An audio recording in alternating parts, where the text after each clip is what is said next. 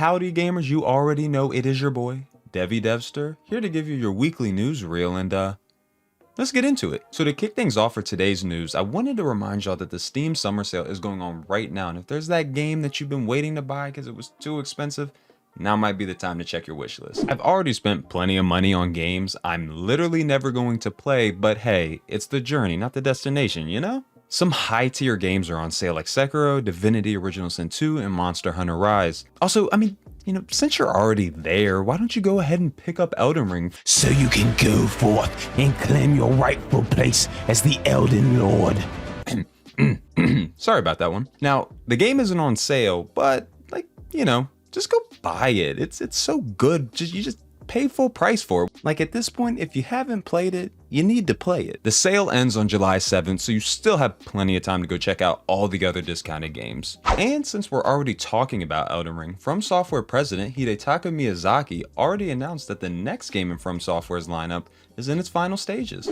Many started to speculate as to what game that would be, and based off of some leaks, it's looking to be a sequel to the Armored Core series. And for any of you that aren't familiar, Armored Core is a third-person mecha action game with a sci-fi open world. The leak hints at a quote, vast field that represents a multi-layered world.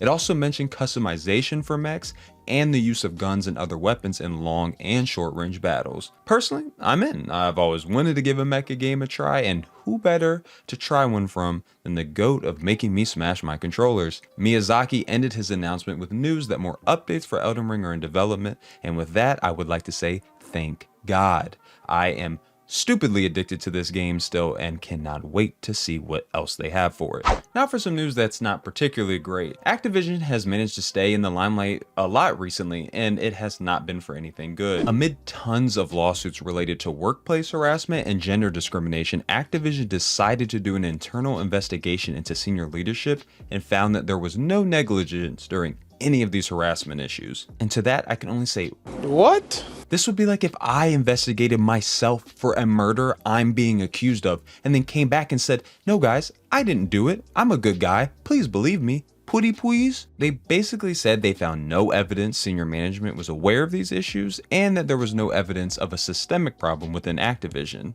Despite the fact that the investigation completely ignored a report from the Wall Street Journal that Bobby Kotick had overruled HR's decision to fire then Treyarch co-head Dan Bunting after being accused of sexual harassment in exchange that he seek counseling and remain in his position. But there's no problem at all, right? Remember guys, they investigated themselves.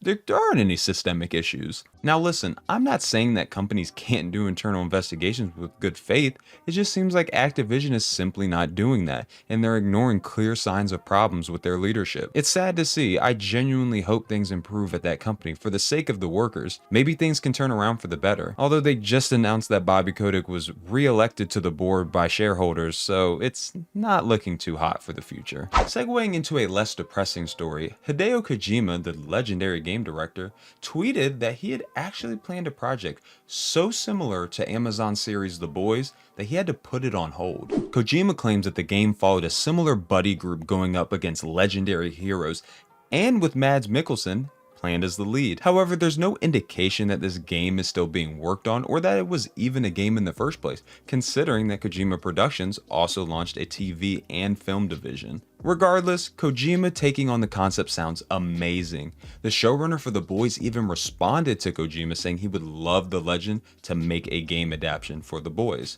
Who knows, maybe this will come true. We'll just have to wait and see what Kojima is up to. Personally, I would love to see him take on this concept, considering he is so weird and crazy he could definitely make his own unique spin on the concept. Also this week, we had a cute little Nintendo Direct Mini that was shown off, and for all my JRPG fans, you will be creaming your jeans. Persona 5 Royal and Nier Automata are getting their much awaited Switch ports. Now, that's fantastic and whatnot, but what I want to see is how these games are going to run on the Switch. What I don't need is a The Witcher 3 situation ever again.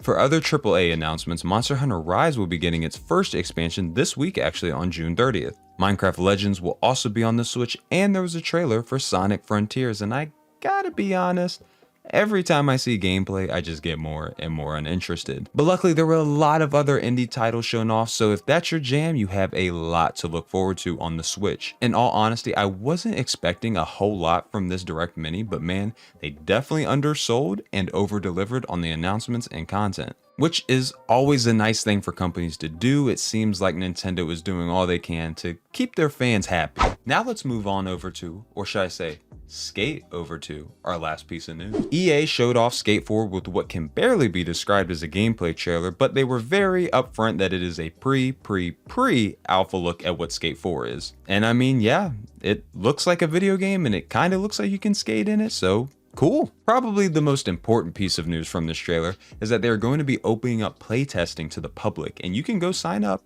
right now. They didn't give any dates on when these playtests would be available, but hopefully pretty soon. I'm really excited to see what Skate 4 is going to be like, and I really want to see if the game is going to live up to the expectations that a lot of fans have had. But until we get our hands on the playtests, it's just pre-alpha trailers from here on out. And that is it, guys. So how did you like the video? How did you like the news? Did you get informed? Did I educate you a little bit? Hopefully I did. If you liked the video, make sure to like, comment, subscribe, and don't forget, I also stream over on Twitch every Thursday and Sunday now. Come check me out. Have a good one, guys.